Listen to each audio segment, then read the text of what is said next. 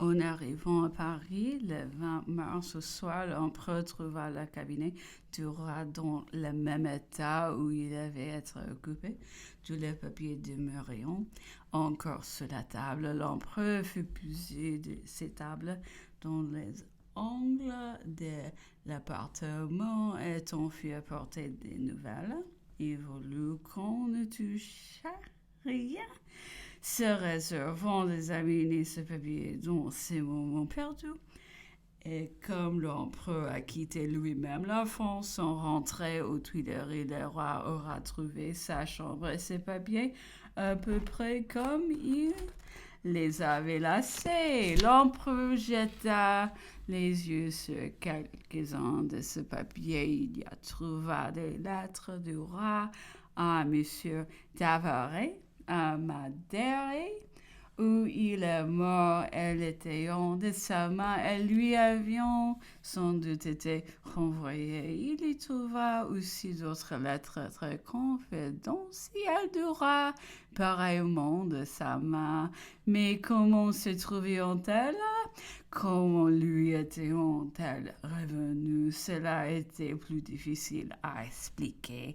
Elles étaient de 5 à 6 pages, fort purement écrite de beaucoup d'esprit, disait l'empereur, mais très abstraite et forte métaphysique, dont nous les princes disaient à la personne à laquelle ils s'adressaient: Jugez, madame, si je vous aime, vous m'avez fait quitter le deuil. Et ce deuil, disait l'empereur, mené de longs paragraphes d'un style tout à fait académique.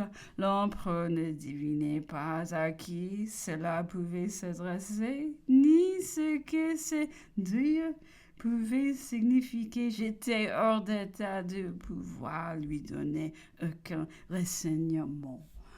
C'est sur une de ces tables que 2 ou 3 jours après avoir confirmé quelqu'un à la tête d'une institution célèbre, l'empereur trouve une mémoire de cette personne qui assurément l'empêchait de la nommer de nouveau par la manière dont elle s'est exprimée à l'égard de lui et de toute sa famille. Il y avait encore beaucoup d'autres pièces de cette nature, mais le véritable archive de la bassesse, du mensonge, de la vilainie se trouvait dans l'appartement de M. de Blacas, grand maître de la garde-robe, ministre de la maison. Ils étaient en plein de projets, de rapports et de pétitions. De toute espèce, il était peu de ces pièces où l'on se fit valoir aux dépens de Napoléon, qu'on était assurément bien loin d'attendre.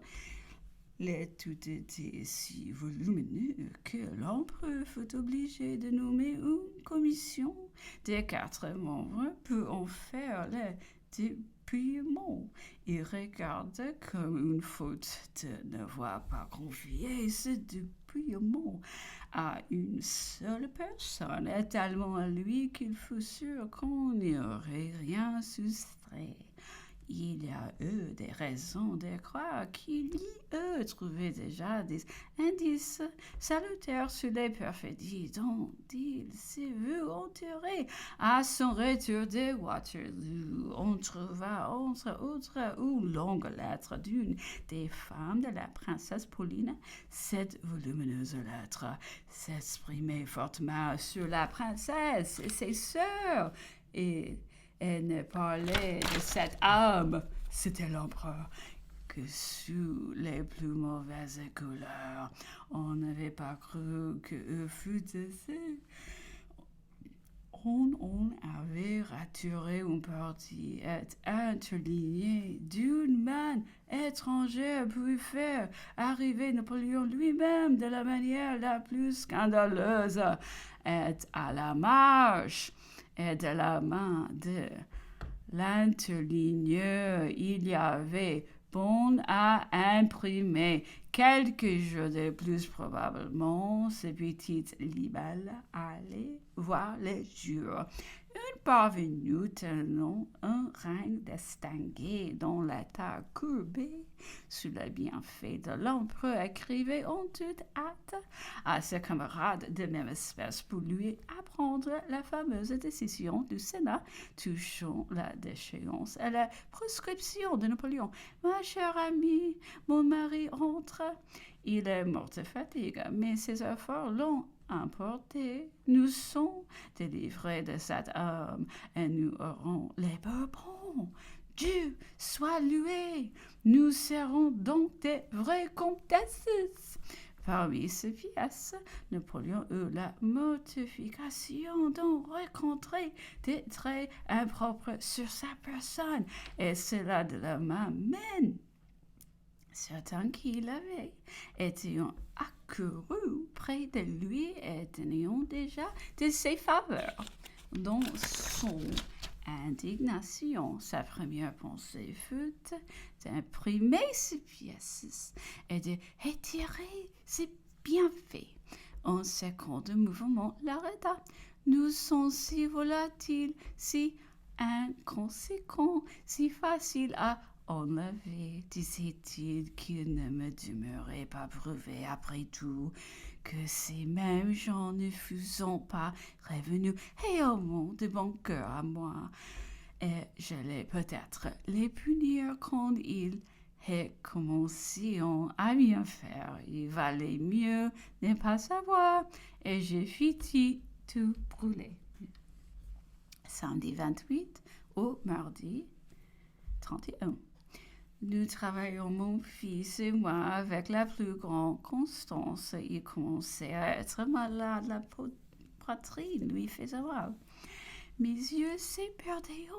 Nous souffrions réellement de notre grande occupation. Il est vrai que nous avions fait un travail étonnant. Nous étions déjà presque à la fin des campagnes d'Italie. Cependant, l'empereur ne se trouvait pas encore assez occupé. Le travail était la seule ressource, et ce qu'il avait déjà dicté avait pris assez de couleur pour l'y attacher encore davantage. Il était bientôt question de l'Égypte. Il avait souvent parlé d'y employer le grand maréchal, ceux d'entre nous qui demeurions à la ville y étaient en mal et s'y trouvions malheureux d'être éloignés de l'empereur. Le caractère s'aigrissait dans l'éloignement pour la contrainte et le chagrin. Je suggérais à l'empereur de nous employer tout ensemble à son travail et de taquer ainsi tout à la fois les campagnes d'Italie, celles d'Égypte, le consulat, les retours de l'île d'Elbe. Les heures lui deviendront plus courtes. Ce bel ouvrage, la gloire de la France, marcherait plus vite et ces messieurs seraient beaucoup moins malheureux. Cette idée lui sourit et à compter de cet instant, une ou deux de ces messieurs viendront régulièrement recevoir la dictée de l'empereur qui lui reportait le lendemain et restait en dîner et lui procurant ainsi un peu plus de diversion. Nous nous étions arrangés aussi de manière à ce qu'insensiblement l'empereur se trouva un peu mieux sous bien de repos. En prolongement de la chambre qu'il occupait, entre ça une seconde tante qui m'avait fait donner le général-colonel du 53, le cuisinier de l'empereur vint s'établir à Briars. On tira du linge de malice. On sortit l'argenterie et le premier dîner de la sorte se trouva être une petite fête, mais les soirées demeurèrent toujours aussi difficiles à passer. L'empereur retournait quelquefois dans la maison voisine, quelquefois il essayait de marcher hors de sa chambre. Plus souvent encore, il demeurait à causer, cherchant à atteindre 10 ou 11 heures. Il difficulté de se coucher trop tôt, il s'éveillait alors au milieu de la nuit et cherchant à fuir ses réflexions, il était obligé de se relever pour lire.